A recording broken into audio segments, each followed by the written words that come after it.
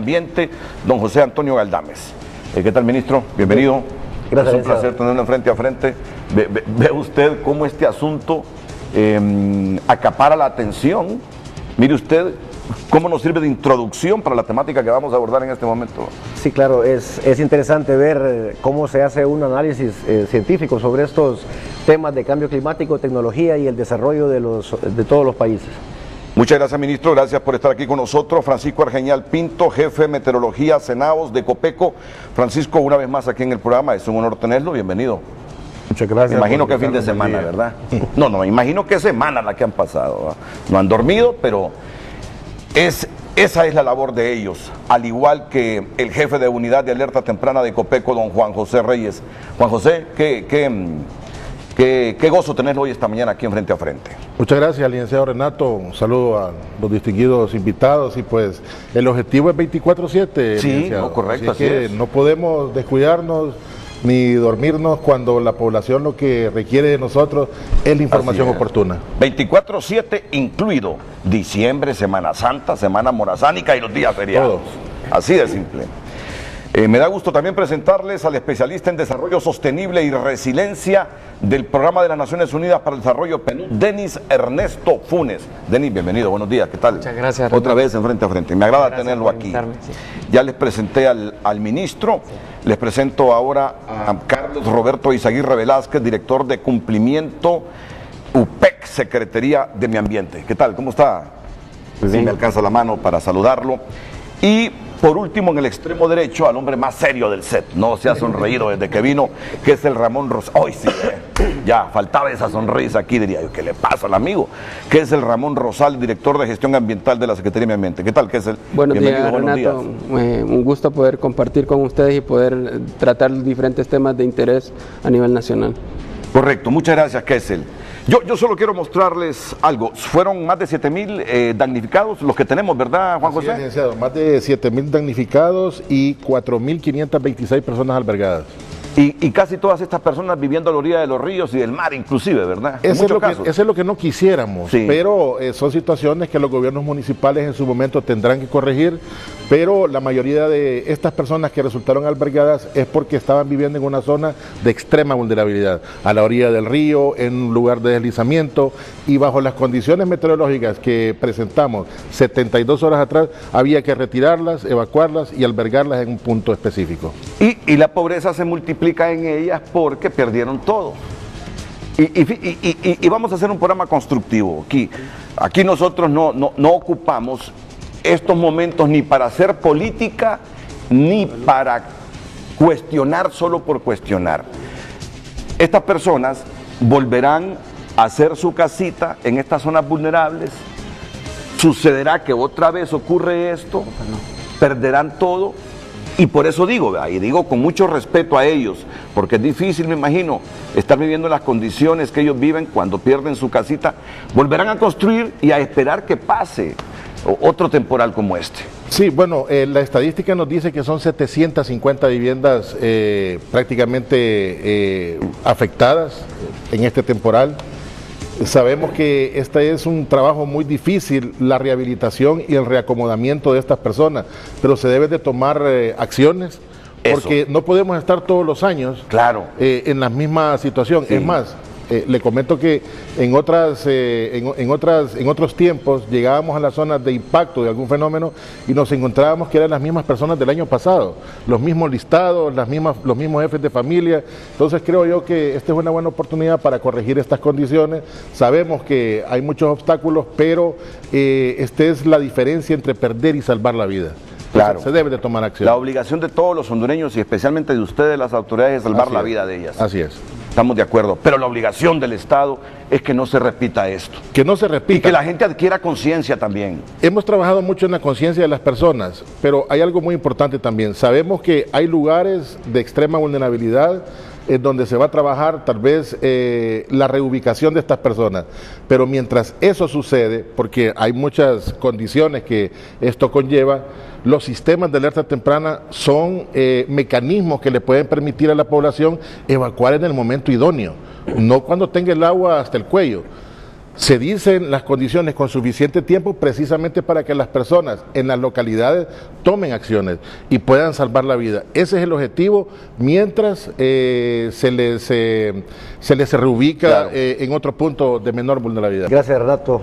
Compañeros, pueblo hondureño, viendo lo que hemos tratado desde el inicio del programa, el trabajo que ha hecho el señor Romer, que es el ganador del Premio Nobel de Economía, lo que nos dice es que el modelo de desarrollo a nivel mundial no ha funcionado, que ha sido un fracaso, porque a mayor tecnología hemos tenido la pérdida de los recursos naturales, porque no se han considerado las externalidades, tanto positivas como negativas principalmente, del desarrollo, y que eso nos lleva a una condición especial con el tema de cambio climático. Eso es básicamente en resumen. Esto se parece mucho al trabajo que había hecho, por ejemplo, otro economista muy famoso, Nicholas Stern, que nos dice a nosotros que lo que va a marcar el futuro en este siglo son dos cosas: la pobreza y el cambio climático. Eso es lo que va a determinar el desarrollo, y en la medida que nosotros lo tratemos vamos a salir adelante como todos, el concierto de las naciones. ¿Y qué nos da esta condición? Las cosas de países en desarrollo, que son altamente tecnológicos, y países en vías de desarrollo, que somos pobres. Aquí nos lleva a una condición muy especial, que son las responsabilidades comunes, pero diferenciadas. Si yo produzco y yo estoy en mejor condición, yo debo de aportar recursos económicos para los países que conservan sus recursos naturales y salen adelante. Quiero referirme al caso de Honduras. Esto era a nivel internacional, digamos. Ya en el caso de Honduras. Y tome como ejemplo esto, y tendremos tiempo de profundizar en otras aristas. Ok, sí. Mire, partiendo de ese hecho, nosotros en el año 2014, el primer periodo de gobierno del presidente Hernández, vemos esta situación de dificultad en el tema de los recursos naturales. Lo primero que hicimos fue un informe sobre el estado del ambiente para saber qué era lo que teníamos y cómo nosotros podíamos abordar precisamente temas como estos. La primera acción que nosotros desarrollamos fue dar seguimiento a lo establecido en la visión de país y plan de nación, que nos pone el agua. Mire, ahorita es el agua. El agua es el motor del desarrollo. Así se establece: agua para consumo, en orden de prioridades, agua para los aspectos productivos, agua para los temas de riego, agua para generación de energía, agua para control de deslizamiento e inundaciones. Eso fue lo primero, dar seguimiento a todo el esquema que había a nivel de los consejos de cuencas y todos los consejos de desarrollo. Lo segundo que hicimos fue un plan de acción nacional. Esto, al contrario del agua, que ya lo estábamos abordando, nos decía a nosotros qué teníamos que hacer con el tema de la sequía. Año 2010 con gran sequía, año 2014 y 2015, que fue el año que tuvo de registro de mayor calor, y tuvimos los problemas relacionados con el cambio climático, pérdida de producción, y en el tema del bosque tuvimos lo del gorgojo.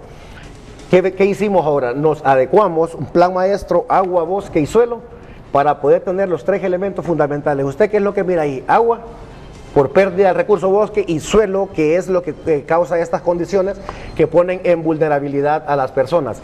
Lo que debemos hacer nosotros son cumplir con algunos compromisos que tenemos, pero también, como usted lo mencionaba y lo decía Juan José, es tomar algunas medidas, porque estas personas no pueden seguir viviendo ahí, y lastimosamente pues en algunos casos, y no quiero que se tome a mal, ¿verdad?, porque soy funcionario del gobierno, en algunos casos algunas medidas pueden ser poco populares, ¿verdad?, y pueden influir en alguna toma de decisión de algunas personas al momento de dar un voto. Mire, pero tenemos que tomar medidas fuertes, porque al final lo que podemos tener es la pérdida de vida de precisamente estas familias que se encuentran en estos lugares tan vulnerables. Entonces tenemos que tomar esas decisiones. Porque hoy tenemos, después de estas lluvias de 36 horas, más de 7.500 damnificados, 6 personas que murieron. No hay desaparecidos, pero puede suceder que nos venga otro fenómeno, como ya lo hemos tenido en el pasado, Fifi, Mitch y algunos otros.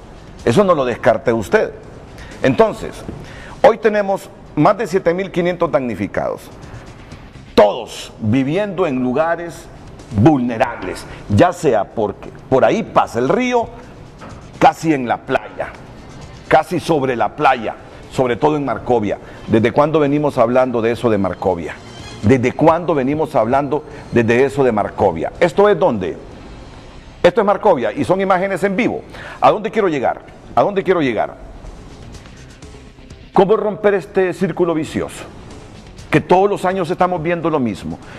Todos los años el país se vuelve más pobre por esta situación. ¿Por qué? Porque esta gente pierde todo, entonces vive en situaciones calamitosas. Algunas veces el Estado tiene que asistirlos. El problema es que nunca van a salir de la pobreza en esto. ¿Por qué no la rompemos de una vez por todas? ¿Por qué seguimos permitiendo que la gente vive a la orilla del río o que viva sobre la playa? Quizá le caeré mal a mucha gente y dirán que soy frío, que no tengo sentimientos. Al contrario, ¿por qué permitimos? Y esta es una crítica para todos nosotros, para el Estado de Honduras, para sucesivos gobiernos. ¿Por qué no terminamos de una vez con este círculo vicioso? Aquí está el representante de Naciones Unidas, Denis Ernesto Funes, es especialista en desarrollo sostenible y resiliencia. Y más que crítica, tómenlo como una autocrítica de hondureño para salir de la pobreza. Hoy nadie debe enfrentarse a nadie, simplemente poner los ojos en las soluciones reales del país. Si estamos viendo cómo afecta el cambio climático, ¿por qué tenemos que seguir viviendo los problemas de hace 3, 4 décadas con la gente viviendo en sitios realmente vulnerables? Bueno, muchas gracias, Renato. Yo creo que cuando ocurren este tipo de situaciones de emergencia en el país, desnuda toda la problemática que existe a nivel nacional. El informe de desarrollo humano regional que hizo el PNUD demuestra cuáles son las determinantes para la salida de la pobreza, pero también explica cuáles son las determinantes que están haciendo que las personas recaigan a la pobreza. Una de las principales determinantes de recaída de la pobreza es precisamente todo el tema de la capacidad de responder a situaciones de crisis. Sí, personas que viven en pobreza, que están luchando, como la familia que vimos hace poco en la televisión, personas que están luchando por salir de la pobreza, pero cuando viene una inundación, cuando viene una sequía, no tiene la capacidad, ni como individuo, ni como familia, ni la capacidad de la comunidad para poder responder de manera adecuada y poder recuperarse y conservar esos niveles de ingresos, esa capacidad de producción, la capacidad de poder salir adelante como familia. Estos elementos, si no se toman en cuenta, no vamos a poder reducir los niveles de pobreza del país. Justamente este año estamos cumpliendo 20 años del huracán Mitch y podemos reflexionar si nuestros niveles de vulnerabilidad han mejorado en relación de que tenemos mayor resiliencia o estamos en las mismas situaciones. Tenemos más de 20 años de mantener casi los mismos niveles de pobreza. Y somos el país, por un lado, con el mayor índice de pobreza en Latinoamérica y por otro lado, estamos entre el segundo y tercer país del índice más alto de recaída a la pobreza. Entonces tenemos que realmente ver que esta situación de los desastres está muy relacionado con causas estructurales que en el país está vinculado a los temas de pobreza. Se deben de atacar, se deben de atacar con nuevas políticas, con una arquitectura de políticas diferenciada, en la cual tenemos que tener esquemas de protección social, pero además trabajar todos los elementos de ordenamiento del territorio, de la incorporación de la variable de cambio climático en todas las políticas de planificación para el desarrollo. Porque resulta que si usted quiere desagregar el concepto de vulnerabilidad, usted se encuentra primero con la exposición. Somos un país altamente expuesto a fenómenos climáticos, eso lo sabemos. Y eso se reconoce en varios índices como el German Watch, que nos sitúa entre los países más vulnerables a este tipo de situaciones. Sabemos las consecuencias que está teniendo el cambio climático en países como Honduras. Una segunda variable es la susceptibilidad. ¿Cómo es la susceptibilidad del país, de las familias? ¿Qué tipo de construcción de viviendas? ¿Qué tipo de empleos tenemos? ¿Qué tan susceptibles somos a esos cambios del clima? Y tercero es la capacidad que tenemos. Y es ahí donde podemos trabajar fuertemente. Yo creo que es importante poner aquí sobre la mesa la importancia de este sistema de alerta temprana, por ejemplo, que se ha trabajado, yo recuerdo en el 2010, 2011, desde el PNUD apoyamos a Copeco, apoyamos a la alcaldía del Distrito Central en diseñar toda esta estrategia del sistema de alerta temprana para la cuenca del río Choluteca. Y hoy Copeco es 1000 veces mejor y 2000 veces mejor que la Copeco que teníamos hace algunos años. Y podemos decir nuestras que, instituciones como Copeco son 1000, 2000 veces mejores que lo que teníamos. Ahí hemos avanzado, hay que reconocerlo. Se puede seguir avanzando en el tema de generar capacidades. Miren, este tema pasa porque las familias reflexionen, para empezar, con su plan familiar, por ejemplo. ¿Qué voy a hacer si yo vivo a la orilla del río? ¿Qué voy a hacer en caso de que ocurra un evento de este tipo? Tenemos que generar más conciencia a ese nivel. Si hay una alerta roja, eso significa que hay que hacer evacuaciones. Y ya se tienen identificados los mapas, las zonas de mayor peligro, y las autoridades priorizan esas áreas porque saben que ahí van a haber afectaciones. La familia por ahí tiene que empezar de tomar conciencia y decir, yo vivo en una zona de alto riesgo, cuando hay un llamamiento de las autoridades tengo que responder. Ese es un primer paso. Pero eso no va a resolver el problema. Todos los años va a seguir recurriendo. Entonces tenemos que, por eso, articular esfuerzos para seguir generando capacidades, seguir implementando este tipo de sistemas de alerta temprana que están funcionando muy bien. Hay colonias que se ha trabajado con proyectos como el que tuvimos también con el Fondo de Adaptación y el Ministerio de Ambiente, en pequeñas obras de drenaje, zonas como La Ulloa, como La Guillén, Camposielo, otros barrios de Tegucigalpa que no han reportado problemas en esta situación. Eso significa que ha resultado todo el trabajo que se ha hecho en términos de fortalecimiento de capacidades de las estructuras de los barrios, de los comités de emergencia local, de las pequeñas obras que se han instalado, del monitoreo de los ríos, de las quebradas y de las actividades propiamente de evacuación. Tenemos que decirlo, así es, Denis. ¿Desde cuándo no hablamos del reparto? Exactamente. ¿Desde cuándo no hablamos de este cerro? ¿Cómo se llama? Del berrinche. Hubo un momento en que todos creíamos, con el nivel informativo y el nivel de reflexión de nuestras autoridades, que el berrinche se venía abajo llevándose un montón de familias, que el reparto se iba a destruir. ¿Desde cuándo no hablamos de esos dos sitios? ¿Por qué? Porque el Estado hizo algo ahí para obras mitigar. De mitigación, claro. Yo digo, el Estado miren esto, ¿dónde fue esto? ¿Y hace cuánto fue? El Chile. Eso fue el Chile, esto fue ahora, con estas lluvias del fin de semana. Esto fue el sábado, sí. Entonces, yo creo que hemos llegado a ese punto de reflexionar. Si hay 7.500 y más damnificados esta vez, y casi todos vivían en sitios de vulnerabilidad, la mayor parte viviendo a la orilla de los ríos y a la orilla del mar, ya de una vez por todas terminemos con esto. Y que el Estado ofrezca las opciones también, porque uno sabe que de repente hay gente bastante pobre que no tiene las condiciones para irse rápidamente a construir una vivienda. Pero igual, las personas deben tomar conciencia. No puede salir alguien con un machete solo porque la autoridad está velando por su seguridad y le dice, tiene que salirse porque el río ya va a inundar su vivienda y ustedes pueden morir, y salir con un machete y decir, no me voy de aquí. Yo creo que llegó el momento para que el Estado de Honduras, y la población es un elemento del Estado, hagamos algo ya definitivo para que no nos ocurran estas cosas. Mire, Juan José, hay una experiencia... paso con nosotros invitados o con el ministro, porque el tema central de hoy es la basura. Nos está perjudicando los niveles de basura en el país. Hay una experiencia que se puede tomar como piloto e implementarse en otras zonas del país, como la zona sur. Aprovechando que está el señor ministro de Medio Ambiente, la experiencia que ha desarrollado la Comisión para el Control de Inundaciones en el Valle de Sula ha sido muy positiva. Ellos administran el río Ulúa y el río Chamelecón. Si bien es cierto, no son sistemas que quisiéramos tenerlos a un 100% porque colapsan en algún momento, las condiciones se deterioran y eso debilita los procesos y las obras de mitigación que se puedan construir.